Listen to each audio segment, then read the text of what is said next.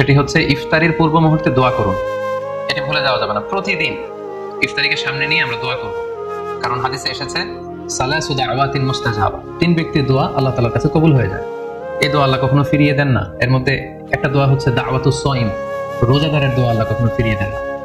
দাওয়াতুস সাইমি মাকবুল, এটা আল্লাহর কাছে কবুল হয়ে যায়। ঠিক ওই মুহূর্তটাতে আল্লাহ তাআলার সফট কর্নার খুব বেশি গ্রো করে, আল্লাহর রহমতের দরিয়ার মধ্যে একটা অভাবনীয় জোশ পড়ে যায়। আল্লাহ তাআলা এই দৃশ্যটাকে খুব দেখতে পছন্দ করে যে বান্দার সামনে খাবার নিয়ে বসে আছে, শরবত নিয়ে, পানীয় নিয়ে বসে আছে, ক্ষুধায় তৃষ্ণায় সে জর্জরিত, সে চাইলেই সামনে থেকে নিয়ে মুখে তুলে খাবারটা খেতে পারে, কিন্তু সে আমার ভয়ে খাচ্ছে না।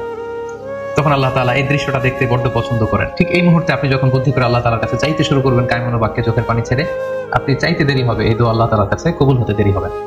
তাই এই ভুলটি যেন আমরা না করি, এই বরকত যেন আমরা মিস না করি। প্রতিদিন খেয়াল করে, সম্মানিত দিনী ভাই বোনেরা, খেয়াল করে ইফতারের পূর্ব মুহূর্তে দোয়া করুন।